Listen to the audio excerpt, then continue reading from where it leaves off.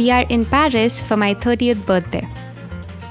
We arrived the evening of the first day and left the evening of the fourth day, so essentially this is a 3-day itinerary. There's no perfect way to do Paris. It's a big city, places are spread out, and there's so much to see and take in. We would say make sure to just walk around and explore whatever calls to you.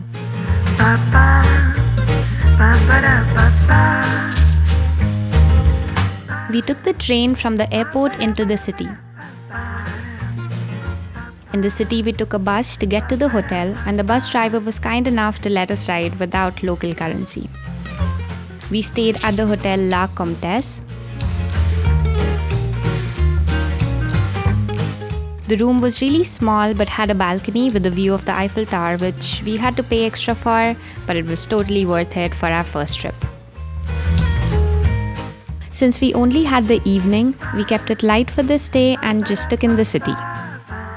After getting checked in, we caught up on some sleep and then walked to the Eiffel Tower in the evening. On the way, we picked up some pasta and ate it in the park. I think it's impossible to not romanticize this place.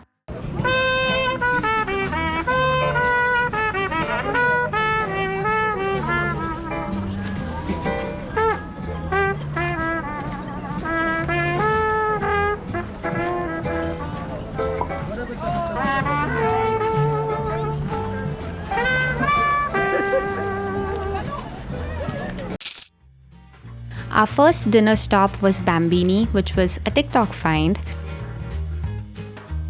The food was good, but it's their Insta-worthy interiors that they're famous for. After Bambini, we went back to our hotel room. It's my birthday, so we got some champagne and then celebrated at midnight. The Eiffel that did not appear.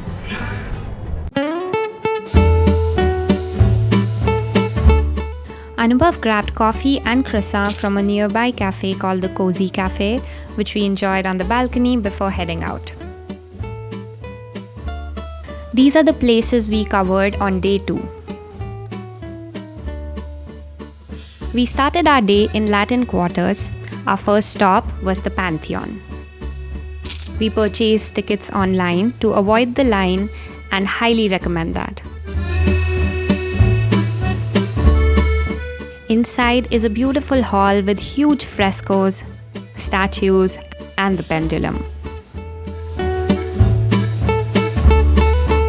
The Pantheon is essentially a mausoleum for distinguished French personalities, and you can visit the remains of the likes of Victor Hugo and Alexander Dumas in the crypt below the main level. From the top, you get a view of the Latin Quarters and Eiffel Tower, but we decided to skip the ticket to go to the top.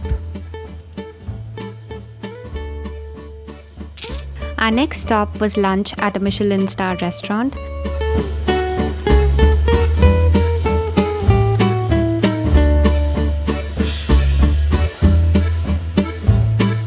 This was my first time at a Michelin restaurant, and it was a special experience if you're planning for a special occasion. For the sauce,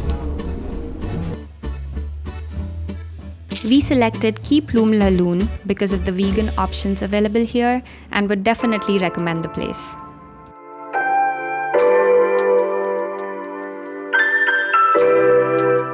Cabs in Paris are expensive and traffic can be bad.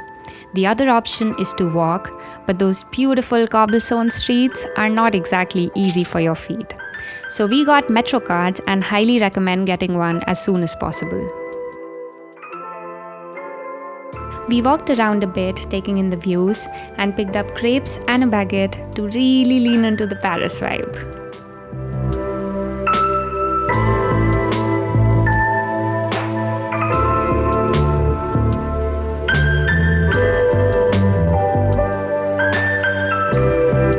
We then headed towards Notre Dame.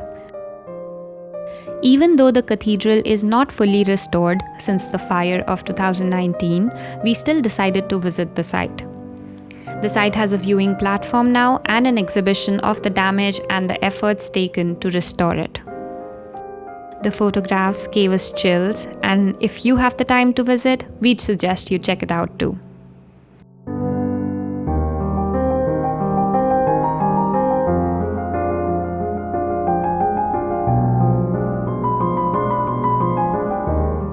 Café de Flore is one of the old iconic cafes of Paris. The reviews of this place are so divisive that it was hard to figure out what to expect.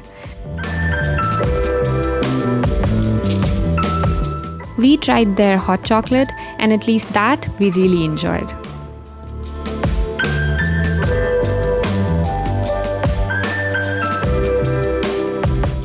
Our last stop of the day was the Eiffel Tower. The tower has 2 levels, and the lower level is also accessible by stairs. We got tickets for the summit that included elevator to both levels. We didn't know what to expect at the top, so Anubhav's fear of heights was kicking in. At the top, there is a glass room where you get 360-degree views of the city. And you can step outside on the level above for some time as well.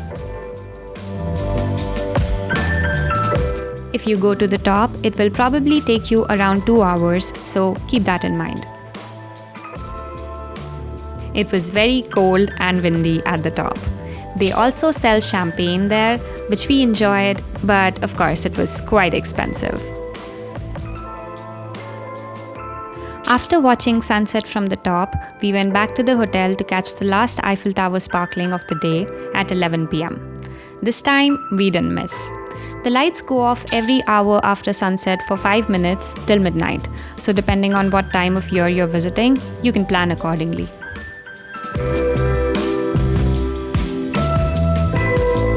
For day 3, the highlights are Arc de Triomphe and the Louvre Museum.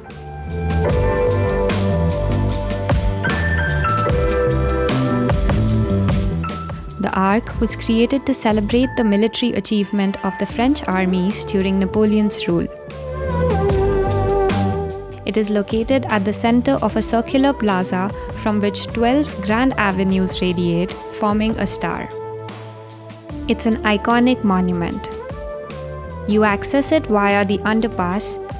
You can also purchase tickets online to get to the top for a view, but we decided against it. From here, we walked a bit around Champs-Élysées and got some coffee and snacks at Café Joyeuse nearby. This is a concept cafe with a mission to provide employment to people with mental and cognitive disabilities. We then headed to Galeries Lafayette. Galeries Lafayette is a French department store chain, the biggest in Europe. Their flagship store is Galeries Lafayette Haussmann. It's known for its stunning architecture and the dome ceiling. The place is always bustling with people and offers a constantly renewed selection of the best brands ranging from affordable to luxury.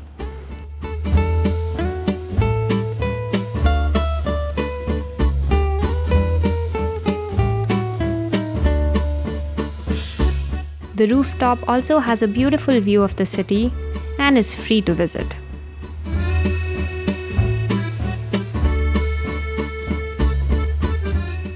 The restaurant Pink Mama was all over our social media feed, and so even though it was out of our way, we had to try it. We stood in line for around 45 minutes to go in. The restaurant is beautiful and the food is good, but we felt like it wasn't an experience unique to Paris. In retrospect, instead of waiting in line, we should have picked up something and spent time at the Tuileries Garden.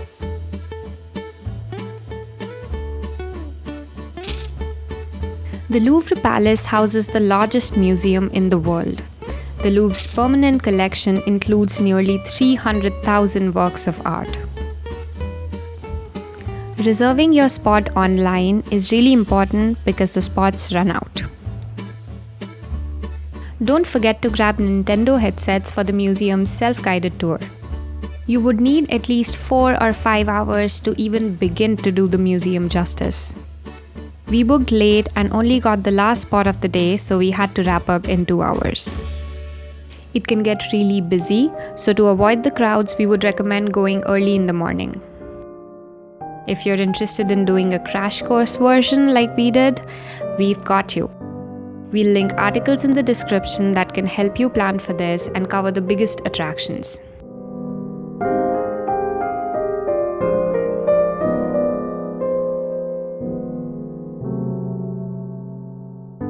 There are a bunch of really good food spots near the museum.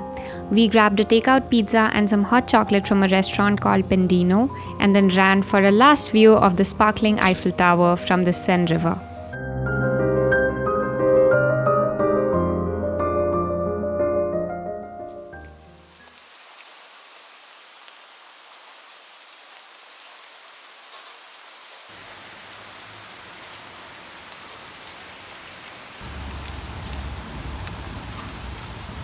For our last day, we explored Montmartre.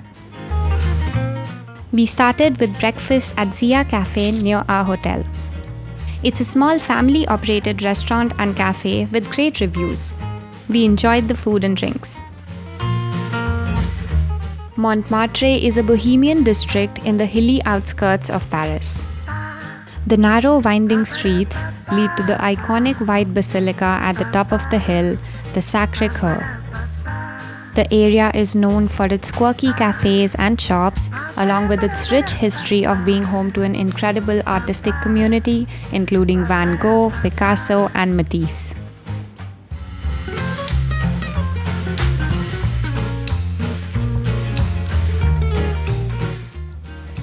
There is also an artist square where you can buy and even be a part of the works of painters.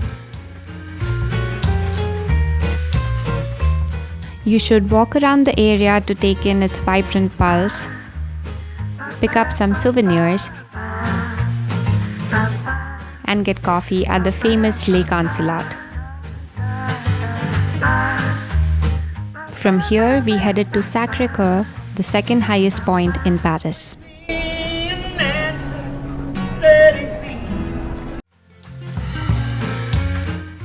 From the steps, you get a panoramic view of the city.